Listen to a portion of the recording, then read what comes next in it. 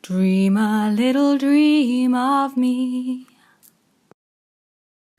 Welcome kindreds, it's Jessica the Story Witch and I'm doing the 31 Days of Tarot Challenge started by Ethany over on her blog and her channel. I will link all the information for that down below if you would like to get involved in the challenge.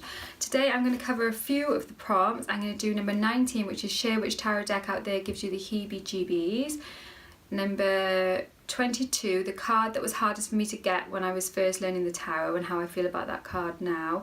And 23, share a tarot deck that I had to break up with or it no longer resonates for me. So the Heebie Jeebies deck, there are some, there's not a whole deck that gives me the Heebie Jeebies, and I expect probably lots of people will say that. There are some cards in some decks which I are a bit like, ooh, you know, when I first see them.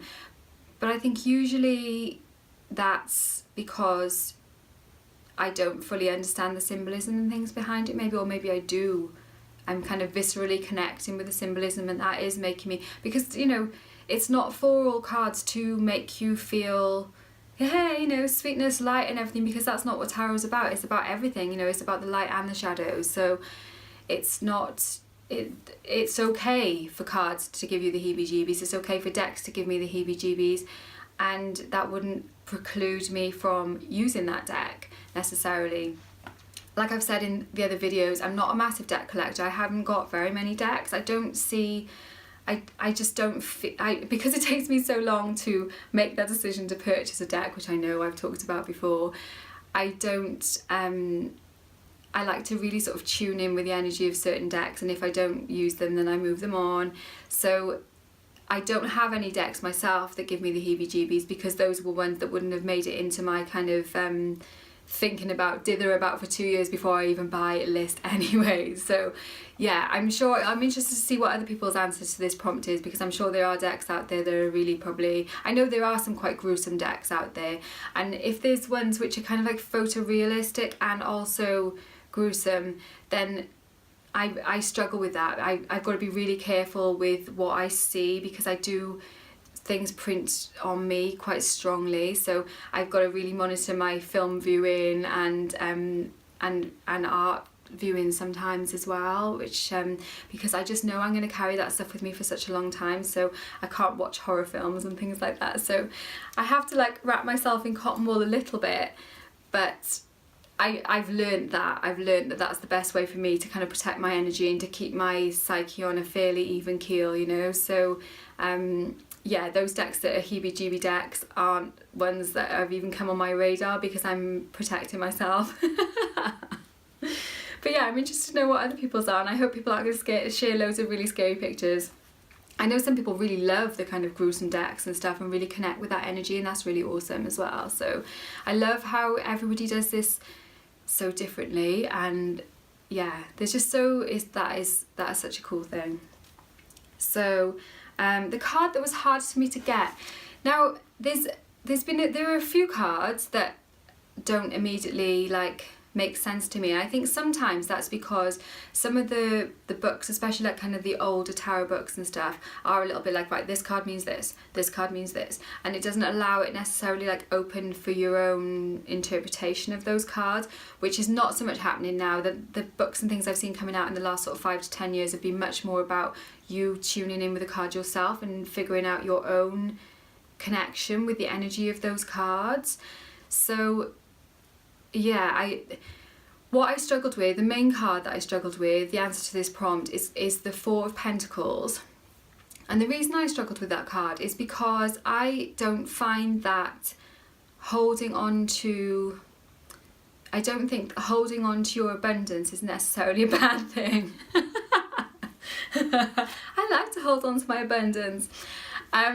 And so I was a bit like affronted, I suppose, by that card sort of saying that you need to let it go. And I understand that idea, you know, that unless you let things go, you can't make space for new things to come in. And I do understand that.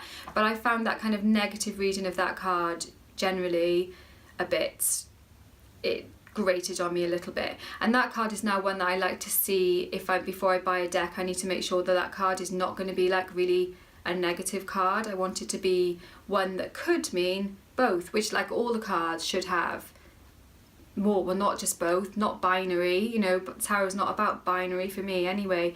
I like to have nuances of readings and where the cards lie in relation to other cards, and the intuitive hits you get while you're reading the cards, that should all be allowed to come through. So I don't like things that are going to box it in too much and be like, this is a negative card. Other cards that have also were a little bit more difficult, I think, and I think this is true for other people too, is the court cards. I think people find them fairly straightforward to read when they are like, oh, so like, which court card do you think represents this celebrity and stuff like that? You know, like when you're doing tarot courses and stuff, sometimes that'll be one of the exercises that you do. And that, you know, that's great, and it's good to kind of learn the cards like that and kind of tune into, well, why this person, why not this person, you know, and that again is like slightly different for other people. But sometimes when court cards come out in different places in readings where you aren't expecting a person to pop up, then sometimes they can be a little bit more tricky to read. So I think that takes a little bit of time sometimes as well to kind of be able to read those court cards in different situations too, when they're not necessarily representing a person. I mean, sometimes they pop up in different places where you're not expecting them and they are still representing a person. So yeah, but I think they're a stumbling block sometimes, and I definitely found that a little bit with me when I was first starting. So yeah. And then the deck, a deck that I had to break up with, it no longer resonates for me. So like I've already said, I don't keep decks if I don't resonate with them. I try and resonate with them. I do try and work with them and work with the energy of them.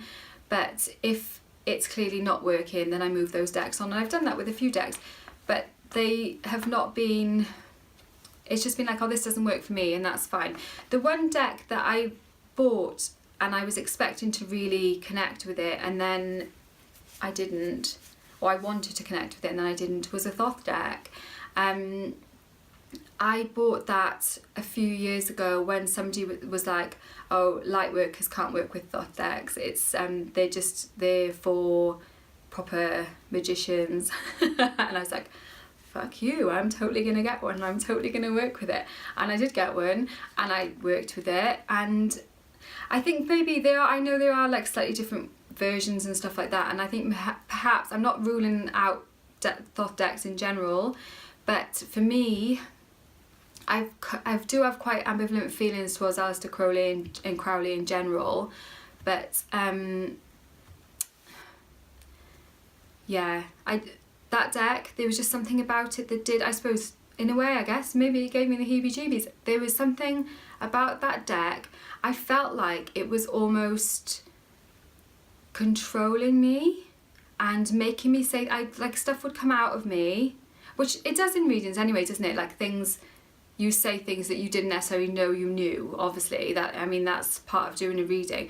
But with that deck, it almost felt like that was not coming from the source which I understand that information to be coming from. It seemed like it was coming from a slightly more, well, not slightly more, a more like kind of nefarious place, and I did not like that at all. So I stopped working with it and I kept it for a little while. I kind of tried working with it again. I did a few different things like cleansing and stuff like that, and still, no, it wasn't for me. And so I found there was somebody on a Facebook group who really wanted it, so I sent it off to her and she's really happy with it, so that's really cool. And she doesn't find that same problem of that kind of energetic, I don't want to say darkness, because I don't mind darkness. It was like a different kind of energy where the information was coming from, and that was not good for me. I did not like that. So I haven't ruled out, like I said, using Thoth decks in future, and I would like to be able to, because I don't like it when people tell me that I can't do stuff. So yeah, I haven't ruled it out, but that particular deck, it just, no. So yeah, let me know. I know lots of you do really resonate with the Thoth deck, and that's so cool. I think that's so wonderful about it, isn't it? There's so many different decks for different people, and people get really good readings with it. And I suppose I did get good readings with it, but it didn't feel right to me. So so yeah, so that's my answer to those 3 prompts. I hope that hasn't been too much of a ramble and that you have enjoyed listening to what I've got to say. And please let me know if you're doing the challenge too, and if you've answered these prompts down below, like which decks give you heebie jeebies. Don't share me any scary photos. And thank you so much for watching. Warmest blessings, and I will see you very soon. Da, da, da, da, da.